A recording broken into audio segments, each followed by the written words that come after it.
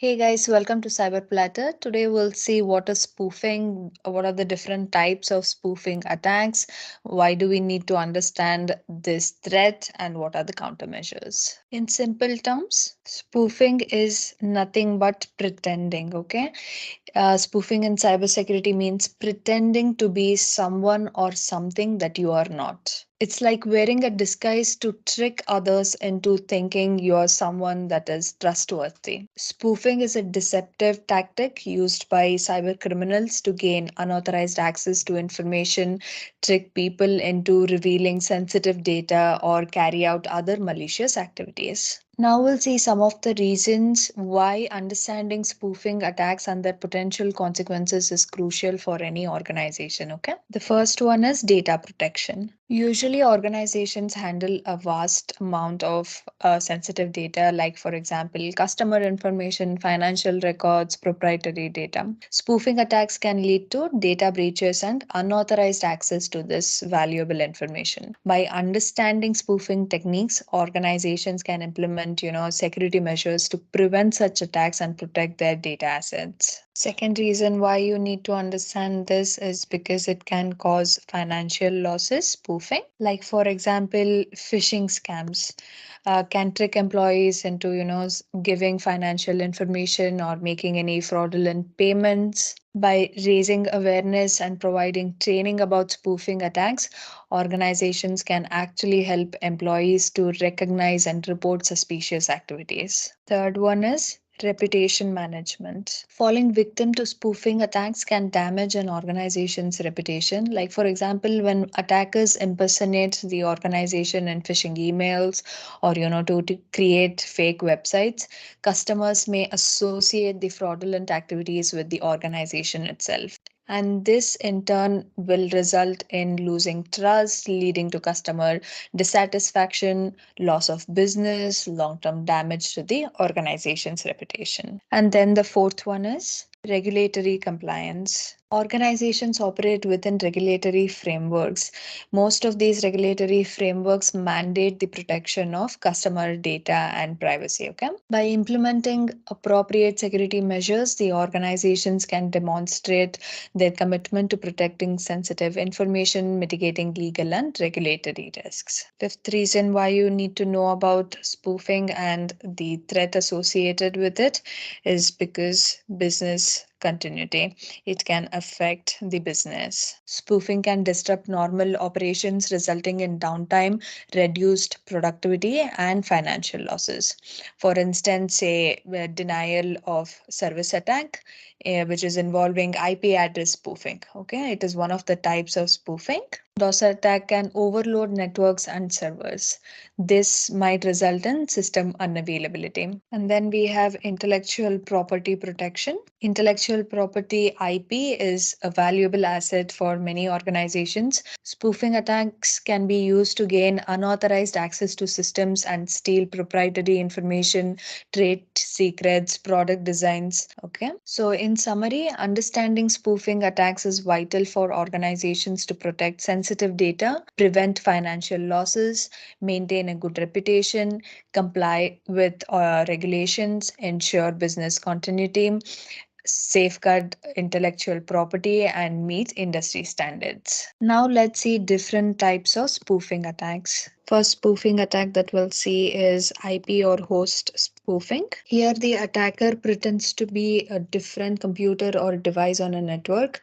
Here they manipulate the IP address or host name information in order to deceive other computers or systems into thinking that they are communicating with a trusted source. Suppose, say, you have group chat with your friends, and usually the messages that you get in this group chat, you trust them because they come from one of your friends. Okay. And all of these friends have a unique phone number associated with their names. So you can tell who is sending the message. Now, if someone figures out a way to change their phone number to make it look like it is coming from one of your friends, then that becomes spoofing. They can send messages in the group chat pretending to be your friend, trying to trick you into doing something something or giving away some information. That is spoofing.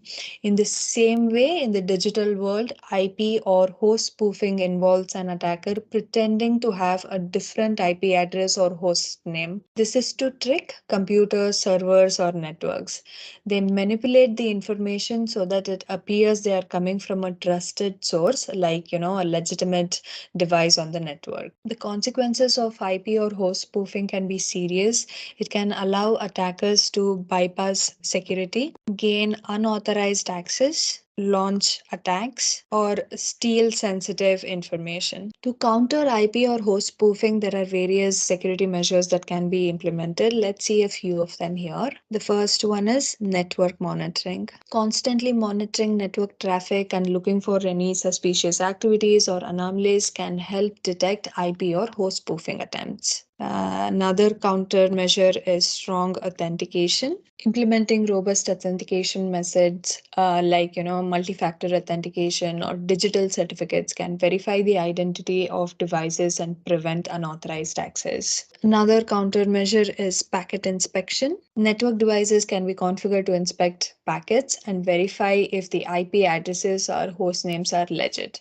Suspicious or spoofed packets can be dropped or flagged. Okay. And then we have encryption. Encrypting network traffic can make it harder for the attackers to intercept and manipulate the data. This reduces the effectiveness of IP or host spoofing attempts. Another countermeasure is using IDPS, intrusion detection and prevention systems. This solution can analyze network traffic, detect anomalies, and alert administrators when IP or host spoofing is detected. This is about IP or host spoofing. Next, we'll see what is email spoofing. Email spoofing is a technique used by attackers to send emails that appear to come from a different email address than the actual sender. It involves manipulating the from field in the email header to deceive the recipient into thinking the email is from a trusted source. For example, say suppose you receive an email that looks like it is from your favorite online store like Amazon. The email says that there's some special offer only for you and asks you to click on a link to claim it. But however, when you look closely at the email address, you realize it's not from the actual online store, but from a different email address that the attacker created to trick you. Email spoofing can be used for various malicious purposes, like, for example, phishing attacks, spreading malware, tricking people into revealing sensitive information like passwords or any financial details. Now let's see the countermeasures. Countermeasures against email spoofing involves a combination of technical measures and user awareness. The first technical measure is implementing SPF, DKIM, and DMARC. These are email authentication protocols that help to verify the authenticity of the incoming emails. SPF stands for Sender Policy Framework, and this verifies that the email came from an authorized server. And then we have DKIM. DKIM stands for Domain Keys Identified Mail, and this verifies that the email's content has not been tampered with. Then we have DMARC, and this stands for Domain Based Message Authentication. And DMARC combines SPF and DKIM to further enhance email authentication and allow for policy enforcement. Then the other countermeasure is email filtering and spam detection. Employing robust spam filters and email security solutions can help detect and flag potentially spoofed emails. These filters analyze various email attributes, and patterns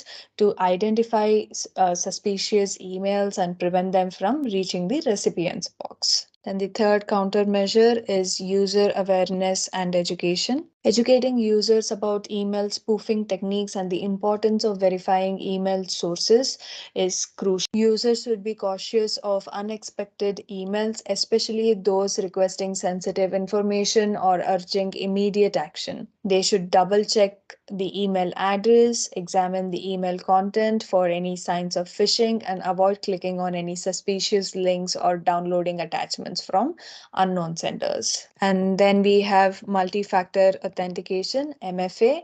Implementing MFA adds an extra layer of security to email accounts. It requires users to provide additional information, like, for example, a unique code sent to their phone when accessing their email. This prevents unauthorized access even if an attacker manages to obtain the login credentials through spoofed emails. Then another countermeasure is email server configuration. Organizations can configure their email servers to reject or flag emails that fail authentication checks or exhibit suspicious characteristics, like, for example, mismatched sender domains or inconsistent email header information. By combining all these countermeasures, organizations and individuals can significantly reduce the risk of falling victim to email spoofing attacks and enhance their email security. Now we'll see the next spoofing attack. DNS spoofing. DNS spoofing is also known as DNS cache poisoning or DNS hijacking. DNS stands for Domain Name Systems. DNS is responsible for translating human readable domain names into IP addresses that computers understand. Like, for example, say google.com, this is a domain name, and the IP address associated with it, say 1.8.7.3. So DNS is responsible for translating google.com into its IP address. And DNS spoofing is a technique used by attackers to manipulate the DNS to redirect users to malicious websites or intercept their network traffic. Suppose, say, you visit google.com. So you have typed google.com on your computer, and your computer normally asks the DNS server for the IP address. And now the DNS server provides the correct IP address, say 1.2.3.4, to your computer so that the computer can connect to the website. But in a DNS spoofing attack, the attacker tricks your computer or the DNS server into providing a fake IP address for google.com or any other domain. So instead of connecting to the real google.com website, you end up connecting to a malicious website created by the attacker. This can lead to various consequences such as phishing attempts, spreading malware, or stealing sensitive information. Countermeasures against a DNS spoofing involve several precautions and security measures. We'll see a few of them here. The first countermeasure is to use DNSSEC. DNSSEC is nothing but DNS security extensions. It is a technology that adds a layer of security to the DNS system. It provides cryptographic signatures to verify the authenticity of DNS responses, preventing attackers from tampering with DNS records. And the second countermeasure is to regularly update DNS software and patches. Keeping DNS software up to date helps protect against known vulnerabilities and ensures that security patches are applied promptly. Another countermeasure is to implement DNS monitoring and logging. Monitoring DNS traffic and logging DNS activities can help detect anomalies and suspicious behavior, allowing the admins to identify and mitigate DNS spoofing attacks in a timely manner. Another countermeasure is to employ DNS firewalls and filters. DNS firewalls and filters can be configured to block or filter DNS requests that exhibit signs of DNS spoofing or originate from suspicious sources. These tools can help prevent malicious DNS responses from reaching user systems. Then another countermeasure is to educate users and promote DNS awareness. User education plays a critical role in combating DNS spoofing. Users should be aware of the risks, practice good browsing habits, and be cautious of unexpected redirects or warnings when accessing websites. Another countermeasure is to use secure DNS resolvers. Choose reliable and trusted DNS resolvers such as those provided by reputed internet service providers, that is ISPs, or renowned public DNS services like Google DNS or Cloudflare DNS. These resolvers employ security measures and are less likely to be vulnerable to DNS spoofing attacks. This is about DNS spoofing. Next, we'll see about ARP poisoning or spoofing. ARP stands for Address Resolution Protocol. ARP is responsible for mapping IP addresses to MAC addresses. MAC addresses are unique identifiers for network devices. So, ARP spoofing is a technique used by attackers to manipulate this ARP in a local network. In a network, devices rely on ARP to communicate with each other. When one device wants to send data to another device, it sends an ARP request to find the MAC address associated with the IP address of the intended recipient. Okay. The device with that IP address then responds with its MAC address and the communication can proceed. But in an ARP poisoning, what happens? An attacker sends fake ARP responses to other devices in the network. They forge the responses to make it appear as if their MAC address is associated with the IP address of another device on the network, such as the default gateway or a trusted server. As a result, the network traffic intended for the IP address is redirected to the attacker's machine. The consequences of ARP poisoning can include intercepting and manipulating network traffic, eavesdropping on sensitive information, or launching further attacks within the network. Now let's see the countermeasures. First one is static ARP entries. Manually configuring ARP table entries on devices can prevent them from accepting spoofed ARP responses. By associating specific IP mappings in the ARP table, devices will only communicate with the intended devices and reject unauthorized ARP responses. Next one is ARP monitoring and detection. Employing network monitoring tools or intrusion detection systems that can detect abnormal ARP behavior or sudden changes in MAC address associations can help identify ARP poisoning attacks. Okay. Then another countermeasure is using ARP spoofing detection software. These software solutions can continuously monitor ARP activity on a network and detect and alert admins about any suspicious or unauthorized ARP responses. Then another countermeasure is to implement VLANs and network segmentations. Dividing the network into VLANs, that is virtual local area networks, or implementing network segmentation can limit the reach of ARP spoofing attacks. So by separating network segments, right, the impact of a successful ARP spoofing attack can be contained within a smaller portion of the attack. Smaller portion of the network. Another countermeasure is encryption and secure protocols. Using encryption and secure communication protocols such as SSL, that is secure sockets layer, or TLS, transport layer security, can protect sensitive data transmitted over the network, making it harder for the attackers to intercept and manipulate traffic. Another countermeasure is to use NAC, that is network access control. Implementing NAC solutions can help authenticate and authorize devices before granting them network access. NAC can ensure that only trusted devices are allowed to connect to the network, reducing the risk of unauthorized devices performing ARP spoofing. This is about ARP spoofing. Now we'll see another type of spoofing attack, which is caller ID spoofing. This is a technique used by attackers to manipulate the information displayed on the recipient's caller ID system. It allows them to disguise their identity and make it appear as if the call is coming from a different phone number or even a trusted source. Imagine you have a phone with a caller ID display that shows the phone number of incoming calls.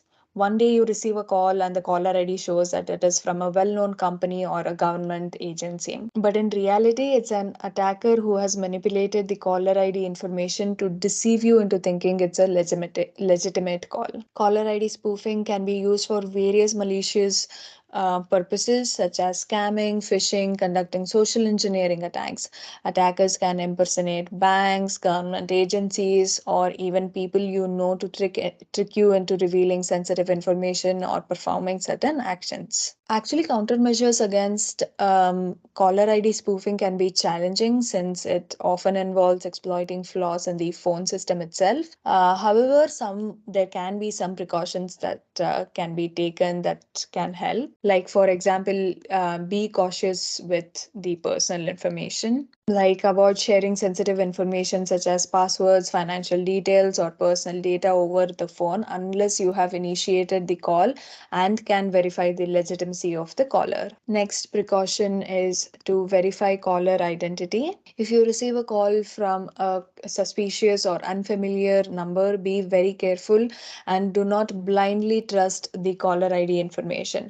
Ask the caller for additional information or contact the organization they claim to represent directly using a trusted contact number. And then use call blocking and filtering services. Some phone service providers offer call blocking or call filtering services that can help identify and block known spoofed numbers.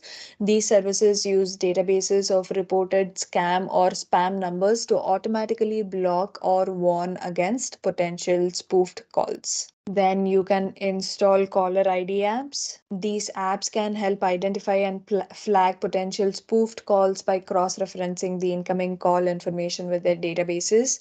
These apps can provide additional details about the caller, such as their reputation or user reported spam scores. Then report spoofed calls. If you encounter a spoofed call, report it to your phone service provider or the Federal Trade Commission or your local authorities. Reporting such incidents can help raise awareness and aid in ongoing investigations to combat caller ID spoofing. And then we have regulatory measures. Governments and regulatory bodies are working to address caller ID spoofing through legislation and enforcement actions. These measures aim to impose stricter regulations on telemarketing practices, enhance call authentication mechanisms, and encourage industry collaboration to combat caller ID spoofing. This is about caller ID spoofing, and then the next type of spoofing attack is application spoofing. Application spoofing refers to the creation of fake or malicious applications that mimic legitimate applications to deceive users. Attackers develop these spoofed applications to trick users into downloading and installing them, and often by disguising them as popular or trusted applications. Imagine you're searching for a popular messaging app in an app store. Say you come across an application that looks identical to the real messaging app. It has a similar name, it has a similar logo and user interface. However, this spoofed application is developed by an attacker and contains malicious code. If you download and install the spoof application, you may unknowingly compromise your device's security. The attacker can use the spoofed applications to steal sensitive information such as login credentials, banking details, personal data. They can also gain unauthorized access to your device, monitor your activities, or even install additional malware. To protect against application spoofing, here are some countermeasures. The first one is download from official sources. Stick to official app stores or trusted sources to download applications. Official app stores have measures in place to vet applications for security and authenticity. Be cautious when downloading apps from third party sources, as they may have a higher risk of hosting spoofed or malicious applications. Second countermeasure can be to check the app details and reviews. Before downloading an application, carefully review the app's details, including the developer name, ratings, and user reviews. Look for any suspicious or negative feedback that could indicate that the app is a spoofed version. Legitimate applications typically have a large number of downloads and positive reviews. Then the third countermeasure is to verify the developer. Research the developer's official website or contact information to ensure they are reputable entity. Legit developers will have a proper online presence and contact information available. Fourth one is to pay attention to permissions. When installing an application, review the permissions it requests. Be cautious if the requested permission seems excessive or unrelated to the app's functionality. Grant permissions only when they are necessary for the app to function properly. And then keep your device updated. Regularly update your device's operating system and applications to ensure you have the latest security patches Updates often address vulnerabilities that attackers may exploit in spoofed applications. Then another countermeasure is to use mobile security solutions. Install reputable mobile security solutions that can scan and detect potential malicious applications. These solutions can help identify and warn you about spoofed applications before you download and install them. These are the protections that a user can take. Now we'll see what are the countermeasures that can be implemented by a developer so that the application is not spoofed. The first one is code signing. Digitally sign your application's code using a trusted certificate. Code signing helps verify the authenticity and integrity of your application. It also allows users to ensure that the application has not been tampered with and comes from a trusted source. Then use secure coding practices. This is to minimize vulnerabilities in your application's code. This includes input validation, secure data storage, proper handling of user authentication and authorization, and protection against common attacks like SQL injection or cross-site scripting. Another countermeasure is to implement tamper-proof protection. This is implementing measures to detect if your application has been modified or tampered with. This can include techniques like checksum verification or code integrity checks at runtime to ensure the integrity of your application's code. Another countermeasure is to use obfuscation and anti-reverse engineering. So you apply code obfuscation techniques to make it harder for attackers to understand and reverse engineer your application's code. Obfuscation can help protect sensitive algorithms, logic, and API keys from being easily extracted. Another countermeasure is to use secure communications. Ensure that your application uses secure communication protocols such as HTTPS for transmitting sensitive data. This protects against man-in-the-middle attacks and data interception. Then another countermeasure is regular updates and patches. Continuously monitor your application for vulnerabilities and release regular updates and patches to address them. Promptly address any reported security vulnerabilities and provide timely updates to your users. Then another countermeasure is to educate users. Provide clear instructions and guidelines to your users about how to identify and download your legit application. Educate them about the risks of downloading applications from unofficial sources and the importance of verifying the developer's information. Then we have anti-spoofing techniques. Explore technologies or services that can help detect and prevent application spoofing. This can include using tools or services that scan app stores for spoofed versions of your application and report any instances of infringement. Then another countermeasure is to report spoofed applications. If you discover a spoofed version of your application, promptly report it to the relevant app store or platform provider. They may have mechanisms in place to address the issue and take appropriate action against the spoofed application. Then another countermeasure is to foster a strong security culture. Encourage a security focused mindset within your development team. Provide training and sources to ensure that all team members are aware of security practices and understand their roles in protecting the application from spoofing and other security threats. So this is about application security. So in today's video, we learned what is spoofing, what are the different types, what are the threats and countermeasures. We understood why we should know because of data protection, reputation management, business continuity, financial losses, regulatory compliance, and IP protection. And we also learn different types and the countermeasures, like for example, IP or host spoofing and what can be done for it, like network monitoring, strong authentication, packet inspection, encryption using IDPS systems. Then we learned about email spoofing. It is nothing but manipulating the from address in the email header. And then we learned about SPF, DKIM, DMARC, what can they do and how authentication can be established for the emails. User awareness is important, filtering and spam detection, how authentication, that is multi-factor, can be used here. Server configurations can be changed to drop a suspicious email. Then we learned about DNS spoofing. What is DNS? Domain name to IP address translation. What can be used for DNS spoofing? Like, for example, use DNSSEC, cryptographic signatures. It uses cryptographic signatures, DNSSEC, and keep updating the software and patches. Implement logging and monitoring. You're using firewalls and filters. You're educating the users, promoting DNS awareness, and you're using DNS secure resolvers. And then we have our poisoning or spoofing. We learned what is address resolution protocol.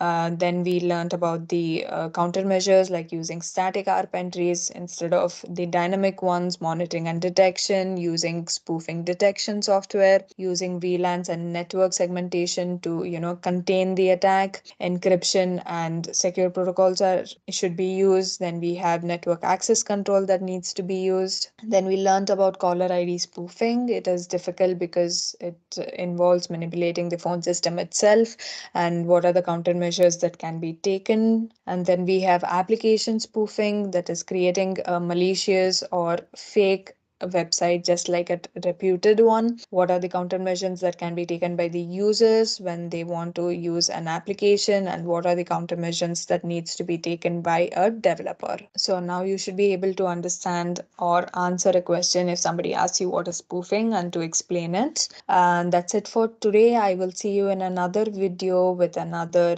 topic. If you like today's video, please don't forget to like, share, and subscribe to our channel. I'll see you soon. Bye bye.